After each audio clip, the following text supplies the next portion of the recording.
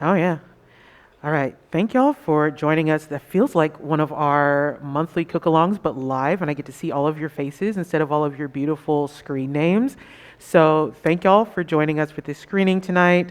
This is Ban Trang Nhong, which you may have seen go viral globally when we were all stuck inside about 6 years ago. It was commonly referred to as Vietnamese pizza. And as you see on this ginormous screen behind me, you're going to know why people called it that. So first, I'd like to show you what I'm doing and some of our ingredients, because the first step for our recipe is to prepare them. So you can have a variety of toppings. We're going to keep it simple and keep it cute this evening. We're going to top it with some green onions. We also have pork floss, which Haley and I were calling pork cotton candy because it has a very, you can kind of see it there, a very light and fluffy texture to it with a super savory taste. If you are not a fan of pork, you can also do canned tuna. Great way to use some of those staples in your pantry already. You could also use dried shrimp. You could use diced up hot dogs, Spam. So you can keep it pretty chill if you'd like. But the first thing we do while we have our heat warming up, we're going to set it on medium, and we're going to get our stuff ready. So I'm going to go ahead and start by slicing up these green onions. And I'm also going to pop open this can of tuna. If I were making this at home, I would probably use Spam. I'm a huge Spam enjoyer. Listen, it's a much maligned meat, but you just have to make it a little crispy for it to really go off. So we've got this tuna here. I'm just going to drain it like so. And something really cool about everything you see here, save for the eggs, and I have a little funny reason as to why. But everything that you see here that we're cooking with, we actually sourced with a local ethnic supermarket, Asian supermarket, which is on University. They focus on Vietnamese foods, though they carry stuff from a variety of Asian cultures. So go check it out. You're going to see those ingredients in those bags out there all come from Asian supermarket. And if you want to make more, want to make something else, that's a great place to start. So the induction heats up pretty quickly. We're going to use 2 pieces of rice paper because we want it to be really crispy and crunchy. So we don't need to add any sort of oil to the pan. We're using a non-stick. Ideally, if you have a cast iron, even if you have like one of those grilled cast irons at home, that is amazing. So we've got it pretty high. I'm going to put one down. I'm going to just drizzle some water on there. If you have like a little spritzer spray bottle, that's a great thing to do. And that water is going to be like glue. And you're going to work pretty fast. And use that spoon to tamp that down. You want these two to stick together. And as you can see on that beloved ginormous screen behind me, the paper doesn't want to stay down. So you're constantly going to be kind of tamping it down with that spoon. And while we're doing that, we're grabbing an egg. Gonna have that kind of ready. The beautiful thing about this dish is, yes, it is some Vietnamese street food, and that means it's super simple. And I'm gonna cook everything in one skillet. And don't you love only having to wash one pan? Yes, you feel me. So this is getting nice and crispy. We want it to be kind of opaque. And even if it's not super pretty, like I said, I put a little bit more water this time around, so it got a little bit wrinkly.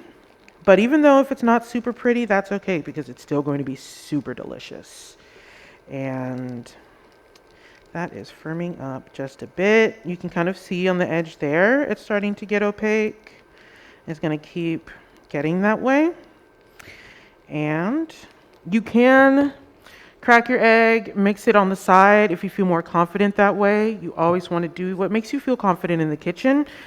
I am going to be adventurous, and I am going to cook and scramble it on top of our rice paper. I don't have a hard... Yeah. gonna do that right there. And I'm gonna use chopsticks to scramble it. You can use a fork, you can use your cooking spoon, you can go ahead and scramble it in the bowl at home, and if it spills over, that's okay. It's a little imperfect, just like you and me, but still amazing. And it's still going to look so, so good at the end. So while this egg is starting to set, it's going to take a little bit. Does somebody have a question they would like to ask Jess? I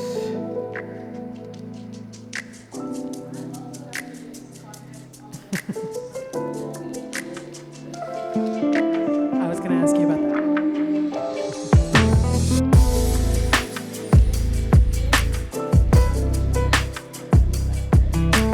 Oh my gosh, that restaurant that we went to at the back of Asian Groceries was so, so good. If you want to kind of get a better view of it, we did these tours on our social media. You can go to Be Mighty Little Rock on Instagram or Facebook and take a look at those. So now that our egg is mostly set, I'm adding our toppings. I am putting that pork floss on there. It's going to give us a really savory taste. We've already got that measured out in your bag. And like I said, if it spills over the edge, that's okay. I'm going to add the green onion. I love onions, so I'm just going to put that whole bit that I chopped up. Boop, boop, boop, boop, boop. And our tuna.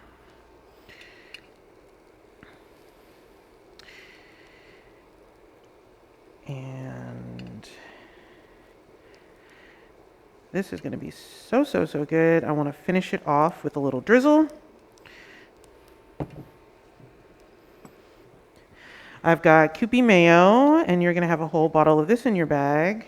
I'm not a huge mayo fan, but the savory umami of the Kewpie mayo is so good, and I just need a little swirl there. It helps it be nice and creamy. And then you also have sriracha. Gonna put a little drizzle there for some heat. I want that egg to be mostly set, and we're actually pretty much there. So at this point, let's plate it up. If you would like to flip it over and fold it, you can do that, and look at how crispy that is. She's so delicious. I'm gonna put that on there on my plate. You can cut it up into pieces if you so choose. Just like this. That's a loud crunch. So you can share it with friends, you can eat it by yourself. And it was that simple. So when you have your pack at home, you're gonna get a full container of these rice papers. It's the Three Ladies brand, which is a very reputable brand. You can use them for spring rolls. You can also just go online and see what creative things people are doing with this. Jess was just talking to me about making a snack actually using a waffle iron. And so if you love a crispy, crunchy thing, experiment and see what you can do with some of these ingredients that you have left over at home. So before I devour this, I want to ask, I can do this one more time. So if there's anything that you may have missed or you want to see me go through a bit slower, or if you just really liked to watch it. Yeah, all right. Oh, that's for you, my friend. I admire your tenacity. All right. What brand of tuna are you using? What brand of tuna? So this is Century Tuna. It's actually imported from the Philippines. Any tuna will do. You know, they had some really cool varieties there. They had like tuna in adobo sauce. They had like tuna, of course, in oil and things like that. But it was really cool to see the different varieties that you're not going to see at your Kroger, your Walmart. Water.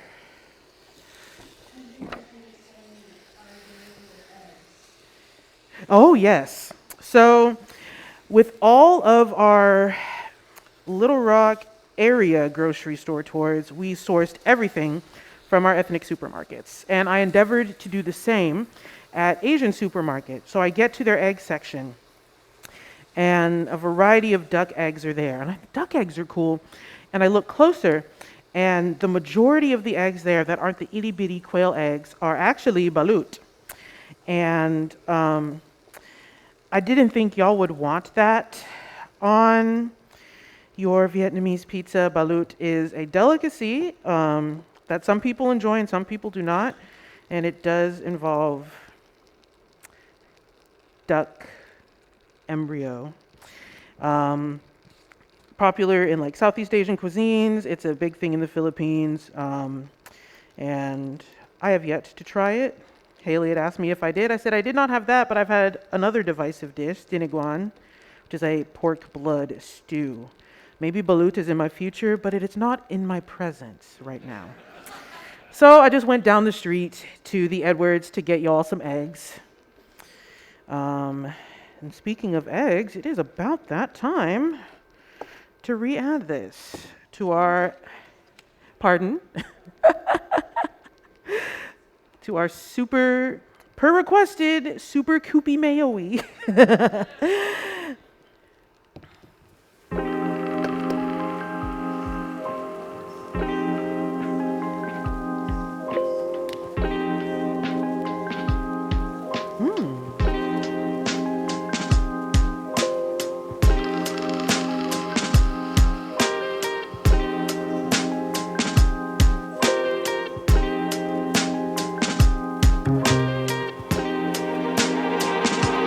So, as Jen mentioned, you can see It was a great way to bring some, maybe new to some folks and familiar to others, flavors to our community fridges. So we also got to kind of celebrate the grand opening of the Sherwood community fridge by bringing the grocery bags that we packed from El Valle. It's time for our green onion. She's just getting all over the place, and I love that. And our tuna. If y'all were making this at home, I would love to know what you would put. And it's a judgment-free zone.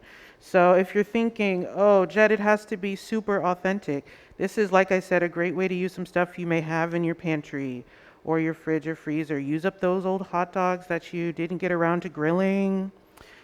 Maybe the much maligned Spam in the fridge.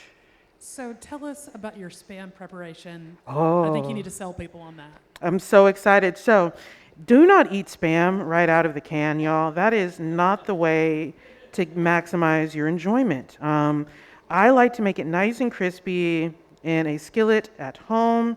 I also like to make Spam musubi. It's very easy to make a simple marinade, just a little bit of teriyaki sauce, which is brown sugar and soy sauce if you want to keep it simple. You can marinate your Spam in that for like 15 minutes. Personally, I use low sodium Spam, especially when I am marinating it with something like soy sauce. You can also stick that in the air fryer, or you can substitute it with tofu. I've made tofu musubi a few times to much delight for our vegan friends. But yes, so I like to make it nice and crispy, and now there's so many Spams that actually come already in a marinade. There's Korean barbecue, there is teriyaki. I saw some the other day that was like with this Japanese barbecue sauce that I really like. Grabbed a couple cans of that. So I love canned meat. I love potted meat. I love stuff that I can keep in my pantry and then take home and spice it up a little bit. Y'all wanted mayo. Y'all wanted a lot of mayo. I won't go too crazy. I'll do 2 swirls instead of 1. How about that? Thank you. And we'll do another drizzle of sriracha here. Hoisin sauce would also be a great topping. If y'all ever have been to some of our fine Vietnamese restaurants and had some pho, you may have put that hoisin sauce, which is literally just like a beef sauce. It's very savory. That's another fun thing that you can drizzle on there. My egg looks about set. And this one, yeah, I'll flip it. I kind of liked it flat, but I'll flip it again for consistency's sake. I'll just put it right there. Oh, this is making me hungry, y'all. I hope if y'all are hungry too, you go home and you make this. Like I said, you have several rice papers, so even if your egg gets all over the place, it takes you a little bit to get them to stick together. You can practice multiple times. This is such a great snack, a quick little lunch. You can make a couple. You can do it up like bona fide street food and kind of fold it over a few times. Maybe wrap it up with like some butcher paper and like have like a little crepe. That would be such a fun snack moment. But this is Ban Trang Nguyen, also known as Vietnamese pizza. And you could have found it at the D. Brown Community Fridges, but you are here tonight. You can find it right outside.